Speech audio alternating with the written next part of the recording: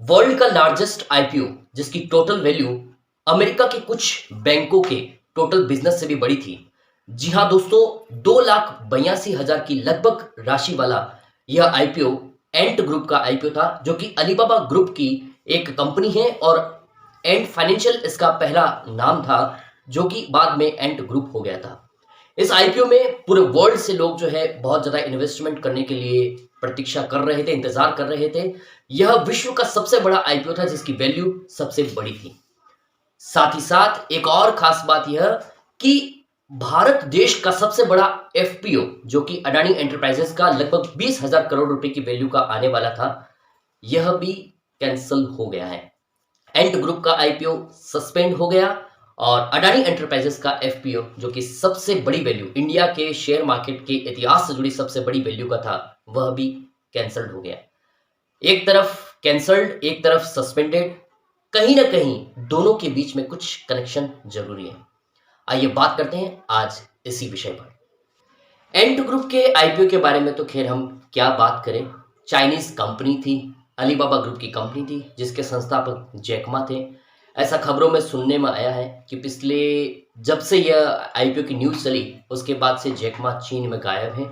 ना कहीं मीडिया में दिखाई दिए, ना ही ऐसा कोई स्टेटमेंट उनके बारे में अभी तक सुनने को मिला। लेकिन अडानी, जो कि हमारे भारत देश के एक बहुत बड़े ग्रुप से जुड़ा हुआ शेयर्स है, अडानी के बारे में बात जरूर करेंगे। हिंडनबर्ग की एक रिपोर्ट के बाद में अडानी ग्रुप के शेयर्स में बड़ा भूचाल आ गया, जिसमें कि Adani enterprises, Adani transmission, Adani power और अडानी टोटल गैस हैं। इन चारों ही शेयर्स में लगातार गिरावट पिछले 5-7 दिनों में देखने को मिल रही है।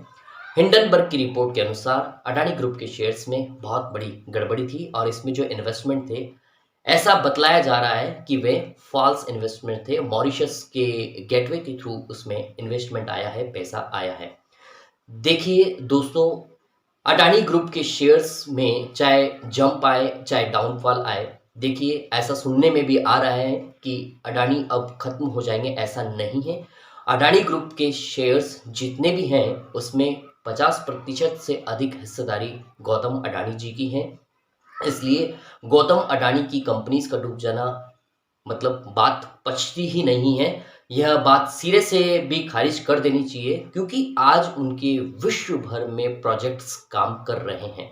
जब प्रोजेक्ट्स एस्टेब्लिशमेंट का काम हो रहा होता है, तब उसमें सिर्फ और सिर्फ इन्वेस्टमेंट होता है, रिटर्न आने की गुंजाइश कम रहती है। लेकिन हाँ, यह तय बात है कि भविष्य में उन प्रोजेक्ट्स के थ्रू बहुत अधिक कमाई होने वाली है। लेकिन ऐसा क्या कि एंट ग्रुप का आईपीओ कैंसिल हो गया और जब अडानी एंटरप्राइजेस का इंडिया का सबसे बड़ा एफपीओ, जो कि 20,000 करोड़ की वैल्यू का आने वाला था, वह कैंसिल ही हो गया। ऐसा हम क्या कह सकते हैं, इसकी बात तो जब अडानी ग्रुप की तरफ से कोई स्टेटमेंट सुनने को मिलेंगे तभी उसकी पुष्टि हो सकेगी।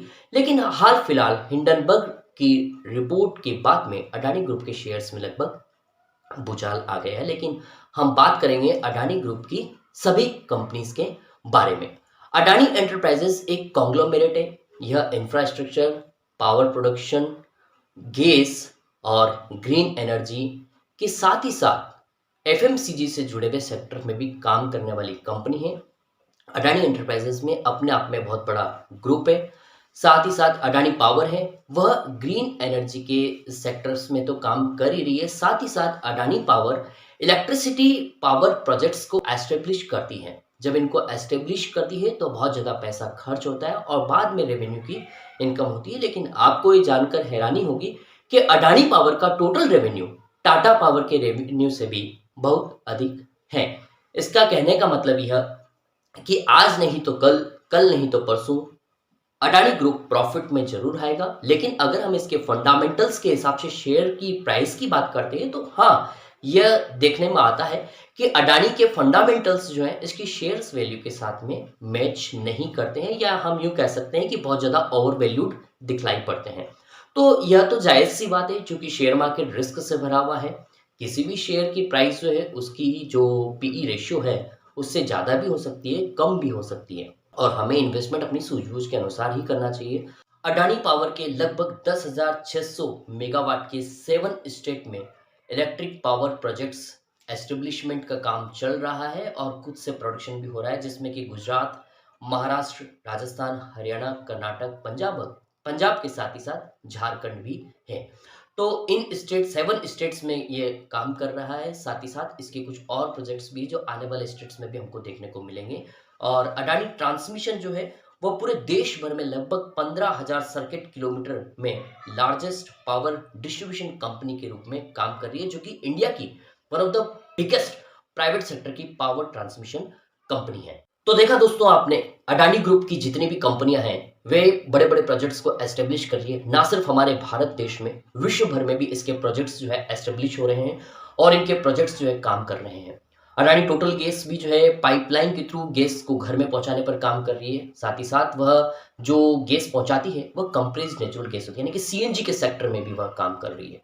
अडानी ग्रुप से जुड़ी हुई जितनी भी कंपनियां हैं उनके प्रोजेक्ट्स विश्व भर में काम कर रहे हैं और एस्टेब्लिश हो रहे हैं। तो इनसे अभी रेवेन्यू जनरेशन का काम होना बाकी है। और जैसा कि मैंने वीडियो के पूर्व में भी बताया कि अडानी ग्रुप की हर एक शेयर्स में 50% से अधिक हिस्सेदारी है, इसलिए इन शेयर्स की प्राइस का अप या डाउन होना ये मार्केट के सेंटिमेंट्स के हिसाब से मूवमेंट हो सकते हैं, लेकिन अडानी ग्रुप का डूब जाना यह बात मतलब सिरे से जो है गले ही नहीं उतरती। तो बात हम कर रहे थे कि आखिर एंट ग्रुप के आईपीओ के कैंसिल होने के पीछे, सस्पेंड होने के पीछे और अडानी ग्रुप के एफपीओ के कैंसिल होने के पीछे क्या कनेक्शन है। देखिए, ये आप अच्छी तरीके से जानते हैं एक समझदार इन्वेस्टर के रूप में कि कहीं ना कहीं कुछ कनेक्शन तो होता है। हिंडनबर्ग के बारे में भी ऐसा सुनने में आ रहा है कि उसने शॉर्ट सेलिंग करके अडानी ग्रुप में काफी प्रॉफिट कमाए हैं इस रिसर्च रिपोर्ट के सामने आने के बाद। तो जायज़ सी बात है कि इस तरह की बातों को, इस तरह की न्यूज़ को मार्केट में चला करके शेयर्स की प्राइस को ऊपर नीचे किया जाना ये आज का काम नहीं है, वर्षों से ये चलता आ रहा है। और इस तरह से लोग जो है प्रॉफिट बनाते रहेंगे और हमें भी अपनी सूझबूझ के हिसाब से इन्वेस्टमेंट करना है। लेकिन बात कनेक्शन की हो रही थी, तो ये एक इंटरनेशनल स्ट्रेटेजी भी हो सकती है कि कोई भी देश किसी भी देश को बड़ा नहीं बनने देना चाहता। अगर एंट ग्रुप के आईपीओ में पूरे देश वर्ल्ड से पैसा आता तो हो सकता था कि चाइना एक बहुत बड़ी इकोनॉमी के रूप में उभर के आता। अडानी एंटरप्राइजेस के एफपीओ के बारे में भी ये बात हो रही थी कि यह अपनी कुछ तो कर्जदारी निपटाएंगे उस 20,000 करोड़ की वैल्यू से, साथ ही साथ ग्रीन एनर्जी के सेक्टर में नए एस्टेब्लिशमेंट करेंगे। आज भी वर्ल्ड वाइड अडानी ग्रीन जो है ग्रीन एनर्जी के सेक्टर में वर्ल्ड वाइड जो है प्रोजेक्ट एस्टेब्लिश कर रहा है और धीरे धीरे जो है ग्रो कर रहा है। और सभी जो कंपनियां हैं वो अपने आप में लार्जेस्ट कंपनियां, अडानी पोर्ट्स हैं तो अडानी पोर्ट्स भी जो है इंडिया के पोर्ट्स में लगभग टोटल बिजनेस में 25% से अधिक की हिस्सेदारी रखते हैं। तो यह भी जो उनके लिए प्रॉफिटेबल कंपनी है। तो देखते हैं आने वाले समय में अडानी पावर के शेयर्स की चाल क्या रहेगी। बने रहिएगा मेरे साथ शेयर मार्केट से जुड़ी हुई इन्हीं खास न्यूज़ों के साथ अपने वीडियो के हर एक स्पेशल एपिसोड में। तब तक के लिए नमस्कार।